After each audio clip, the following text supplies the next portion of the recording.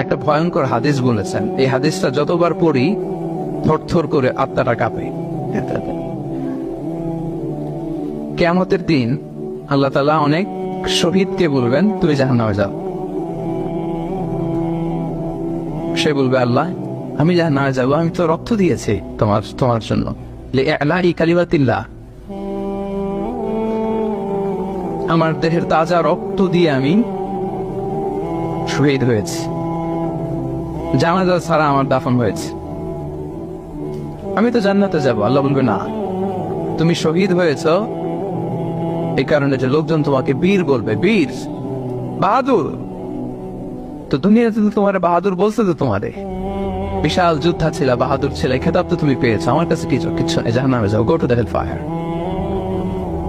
অনেক দানশীলকে আল্লাহ বলবে জাহান্নামে যাও। সে বলবে আল্লাহ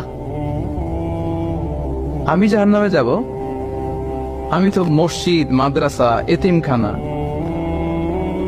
বৃদ্ধাশ্রম এমন কিছু নাই যে বাকি রাখছি, শত শত মসজিদ আমি করেছি, আমি কেন জাহান্নামে যাব?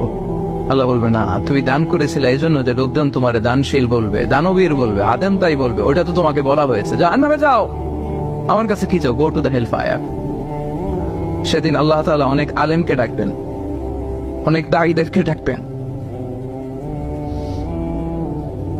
অনেক দুআত ইলাল্লাহদের তিনি ডাকবেন। Because of Allah, you never know. But then, went down. And then, we went out.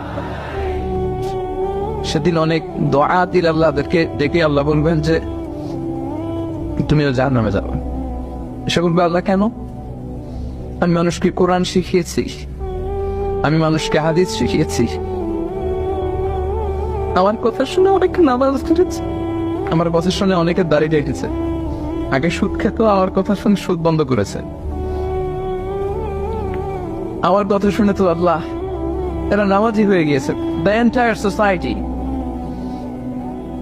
সুদ বন্ধ করেছে, নামাজ ধরেছে, তারা ফরজ যাকাত দিত, আমি কেন জাহান্নামে যাব? আল্লাহ বলবেন তুমি এই দাওয়াতি কাজ করেছো, লোকজন তোমাকে বড় আলেম বলবে, লোকজন তোমাকে বড় সেলিব্রিটি বলবে, লোকজন তোমার নামে তাকবীর দিবে, তোমাকে বড় আলেম বলবে, বড় দাঈ বলবে। এটা তো বলা হতো তোমাকে দুনিয়াতে, আল্লামা বলে ডাকা হতো তোমাকে, বাহারুল উলুম বলা হতো তোমাকে, জ্ঞানের সাগর, অনেক বড় দাঈ, অনেক বড় সেলিব্রিটি তোমাকে বলা হতো এই দুনিয়াতে। তো যা চেয়েছো তা তো পেয়েছো, আমার কাছে কি চাও?